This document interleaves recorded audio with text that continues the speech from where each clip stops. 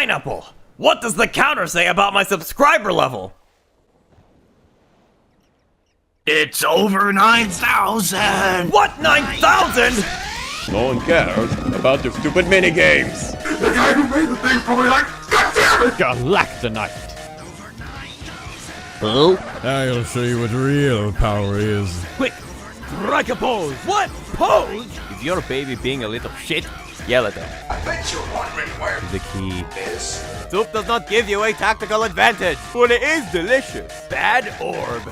Borb. Hey, I am no Borb.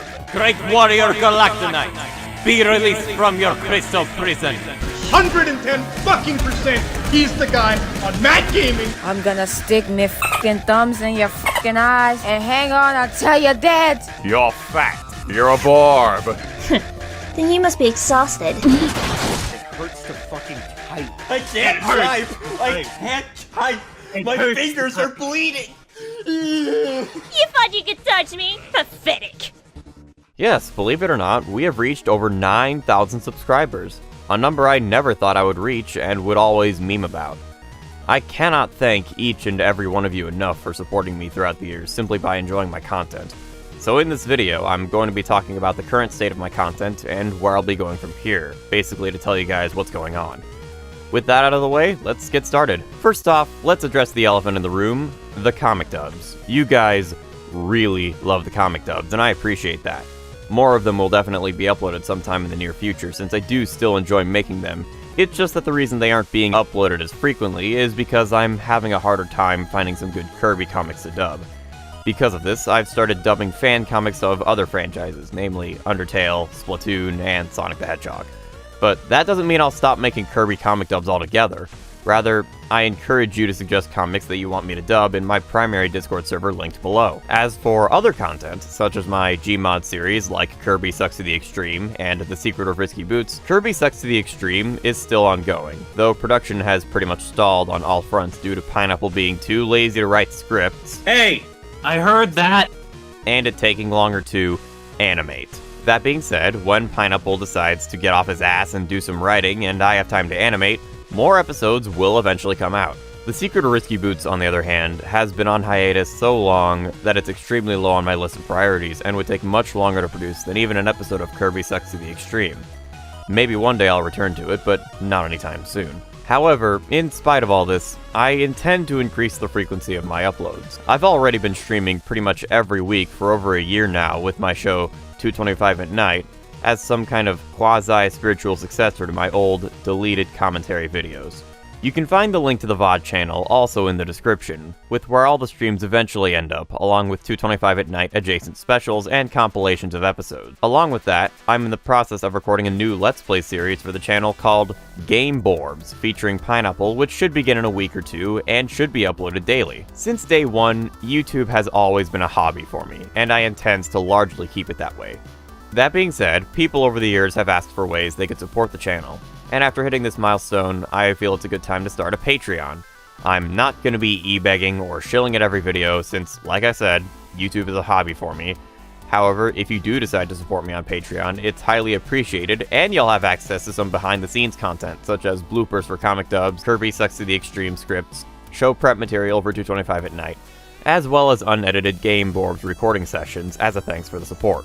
I cannot thank you guys enough for helping me hit 9,000 subs, and I hope you enjoy the content moving forward.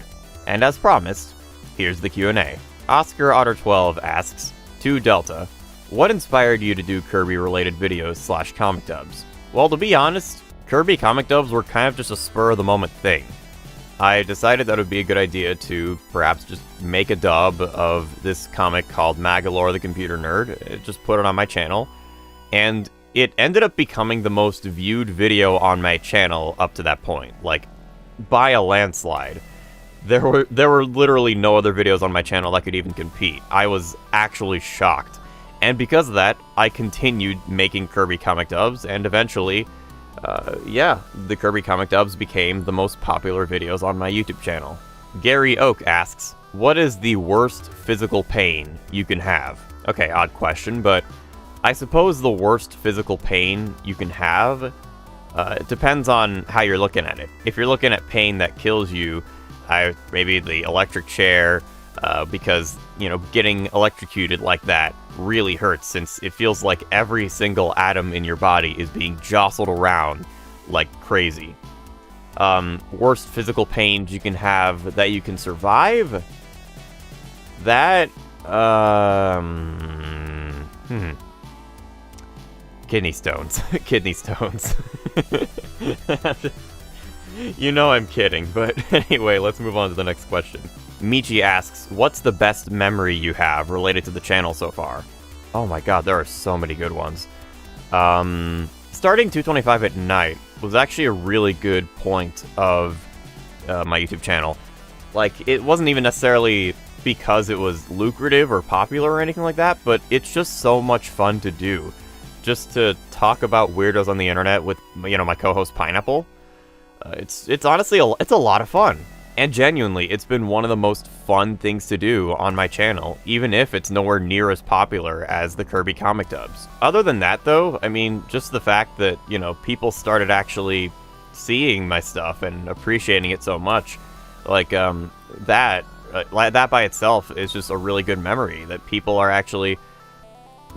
see my content and they enjoy it. And I greatly appreciate every single one of you.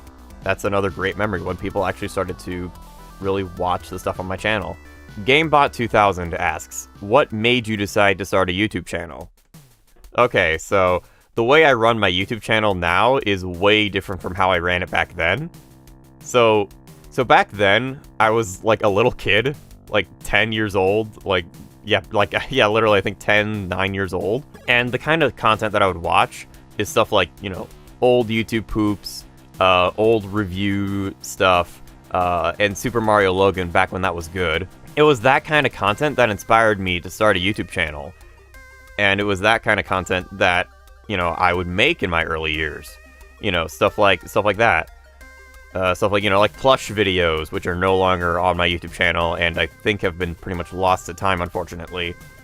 I would make these, like, commentaries on kid shows because I was always really inspired by people who would make, like, commentaries, you know, like the really old style commentaries where they basically used video game characters as their avatar. You know, stuff like Guri Gorlox, or, you know, stuff like that, really old stuff. Like, like before the commentary community was even really a community, and it was just a bunch of people just, like, probably in their 20s making commentaries. Probably not even that, probably like in their teens, older than me, making commentaries on stuff like Ben the Looney, or, you know, other people who did, like, you know, other people who made, like, you know, crappy videos. Stuff like that. So yeah, it was the people, I was extremely inspired by the people that I watched at the time to make a YouTube channel, because I thought, oh, that sounds like fun. And, well, through thick and thin and a lot of changing of content, we are where we are now. Question 5. What is your favorite show that you've grown up with? To be honest, I don't watch much TV anymore. Just because the internet is just much more entertaining than anything TV could possibly, you know, bring. So to be honest, I don't know if I have an answer for this favorite show that I've grown up with. I could say something something generic and say, like, SpongeBob, because I enjoyed that as a kid, at least, you know, to an extent. I don't really watch it now, though. There's certainly not another show that I enjoyed as a kid and that I considered myself part of a fandom somewhat. There's certainly not another show. Yeah, believe it or not, I was a brony back then, like 10 years ago at this point. Back when the show was actually really popular, I actually watched My Little Pony: Friendship is Magic. And yeah, I was a weird kid. But you know what? Believe it or not, I wasn't the only kid in my school who watched My Little Pony: Friendship is Magic. There were, like, at least a few other people who were my age and who were boys that watched the show. But that's getting into a different topic entirely. I think we'll just move on from that question. The Nosh9860 asks, why did you make your profile and persona Meta Knight? Is he your favorite? Well, the reason I made Meta Knight my persona, kind of, is because of the Kirby comic dubs. Because, like I said before, those are by far and away the most popular videos on my channel. Thus, you know, I play into that. You know, the fact that, because I voiced Meta Knight in these comics, and a lot of people like that. So I made my profile Meta Knight. That's essentially why I Meta Knight, because I voiced the guy in my comic dubs. Redloaf3720 asks, what do you think of the Kirby Right Back At Ya comic, Starliner, and its sequel, Legacy? Your opinion on the Star Trio dynamic in general, Meta, Lady Garlude, and Knuckle Joe's father working as a team.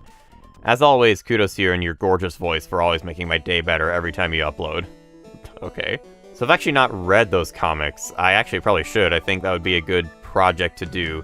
Just like as a dub, like a series of dubs that I get a few friends on to do as well. Just like some dubs of these Kirby comics. I think that would be a lot of fun. As for the Star Trio dynamic, we don't really get much glimpse of it in the actual Kirby Right Back At Ya anime, at least as far as I'm aware. I could be very wrong on this. It's been a little while since I've actually seen much of the Kirby anime. But yeah, I generally think it's pretty cool. It's pretty nice. It's a team of badasses. What else can you say? Michi has another question.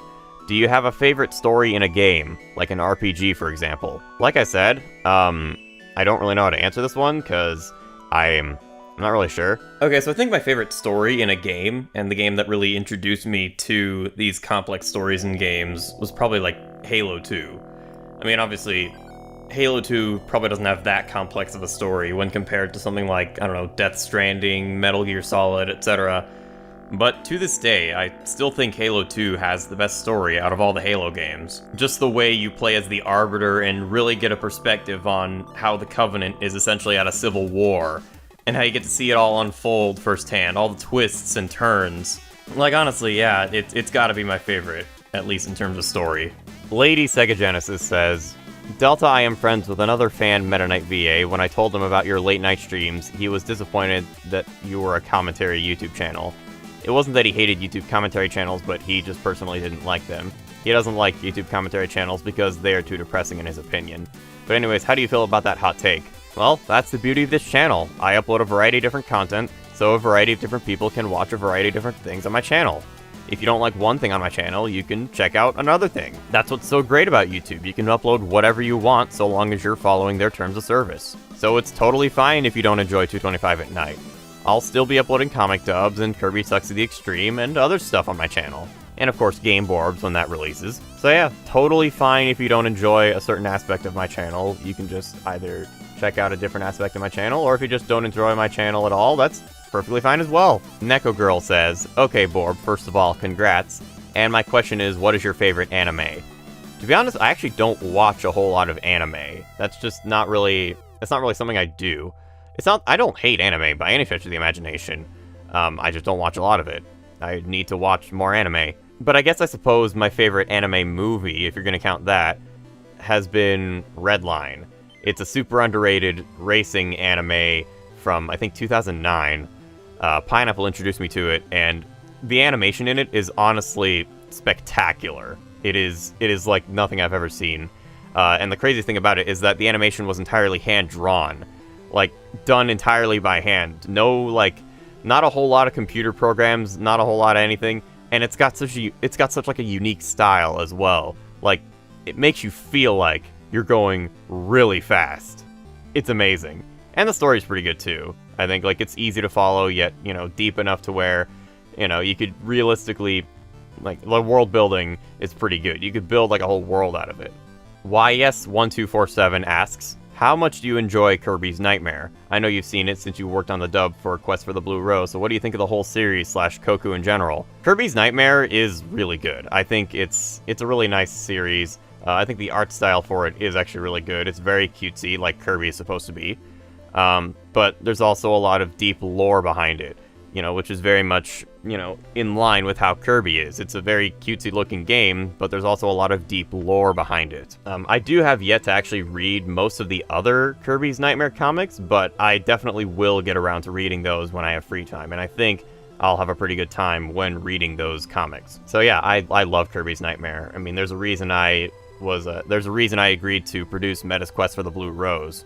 X-Blades asks, if the Kirby series got into the Booster Course Pass in Mario Kart 8 Deluxe, what characters and courses would you want to see? Well, okay, for characters, I think it's pretty obvious. Kirby, Meta Knight, and King Dedede are probably the characters that would be added if that were a thing. As for courses, I would definitely like to see like a Dreamland course, obviously. A Halberd course would be essential. Maybe a course where they're kind of going through space, similar to Rainbow Road, but more so in the style of like Milky Way Wishes. What else? Probably some Planet Robobot representation, since that's a well-liked Kirby game. I think also what would be good is some Kirby and the Forgotten Land representation as well, because that is technically the latest Kirby game. That isn't a remake, so a stage from that would probably make for a good Mario Kart course. You know, this like rundown city filled with like vegetation and algae and all that stuff on it. I think it'd make for a really good course. That's all I can really think of for like a Kirby booster course pack. I'm sure there's more that would be good to add to a booster course pass like that. Laura asks, question for the Borb, when was the first time you started using Gary's mod? So actually, I was using Gary's mod for a pretty long time before I started really using it for making videos, because I just enjoyed messing around with stuff in Sandbox. I enjoyed, you know, having a bunch of add-ons to kind of mess around with, and I think, yeah, it's really fun and really neat what you can do in Gary's mod, even if you're not using it to make videos. So it was probably like around 2015 that I started using Gary's mod, like just playing it. As for actually using it for video making purposes, I want to say around 2017, there was a video I briefly used it in Project Gaming Best Moments montage, if any of you guys remember those, where there's like a quick snippet where Meta Knight was freaking out over basically having a scuffed production because the two people in Project Gaming, Awesome Sauce and Nightman, those two up in the upper left corner there, those guys were essentially making fun of the scuffed production of the dub, which was really funny. Other than that, though, yeah, it wouldn't be until I started making the Secret of Risky Boots that I was really heavily leaning into using Gary's mod as a way to make YouTube videos, which was sometime around 2018. Lilac the Ultimate Lifeform asks, if you wanted to do more Meta Knight ASMR videos, what would they be?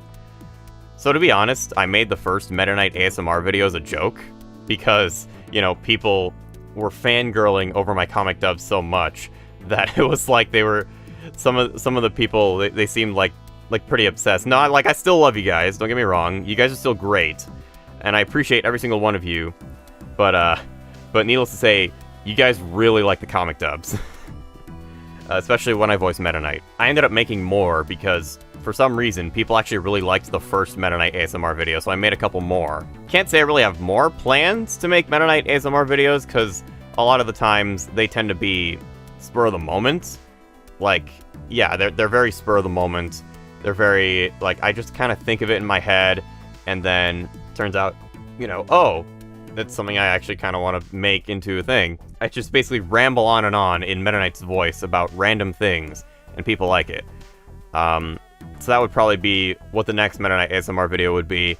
The setting, of course, would end up being different, and I probably wouldn't make something on the level of you sleeping with Meta Knight again, because I think that's a little bit too sus, even if it's not NSFW by any stretch of the imagination. Around half the people commenting on that video talked about how, like, sus it was. So, yeah, probably nothing like that again, but, if I ever do make another, like, Meta Knight ASMR video, it would definitely be very spur of the moment. Question number 15. When is the next comic dub on your channel? Sometime soon, probably within the next week or two. I know I am producing the epilogue to Meta's Quest for the Blue Rose, and progress on that's been decent, although, you know, on account of my computer kind of messing up a little bit. If you guys saw my community posts, obviously needless to say, that's been solved. My computer's fine now. But yeah, should be relatively soon. Sensei Swordmaster asks, how do you feel now that thanks to me and Neko, we've introduced you to the rabbit hole known as the Adventure Series community? And how do you feel now that me and her have become part of your inner circle? You guys are great to have around, you and Neko. You guys are great. Honestly, like, really good friends. And, like, it's just, you guys are really cool. Like, both of you are really awesome. Now, the rabbit hole that is the Adventure Series community, It really does seem like Splat Source 2.0, if we're being honest here. Like, there's some, like, actual degenerates in the Adventure Series community. Not everyone in there is, of course, a degenerate, and there are some people who have genuinely improved. Like Laura, for example. She's genuinely, improved quite a lot since we called her out and helped her out with all her stuff. That being said, though, there's also a lot of people in that community that are just, like, they're insane in the membrane. And I'm sure that in the future, we'll probably be making more 225 at Nights about some of those people. Should that get brought to our attention, and should that, be important enough to actually cover. Needless to say, though, it's been quite the entertaining ride. And in all honesty, I appreciate that you guys have brought this to our attention. All right, so that is all of the questions for the 9,000 subscriber special. Thank you so much for watching, and thank you so much for sticking by me. Like, thank you so much for having subscribed to this channel and, enjoying all the content on the channel. I greatly appreciate every single one of you, like I said before. And yeah, stay tuned for more content, and stay tuned for Game Borbs. I'm sure that's going to be a fun time. But yeah, that's it. This is Delta 225, signing out.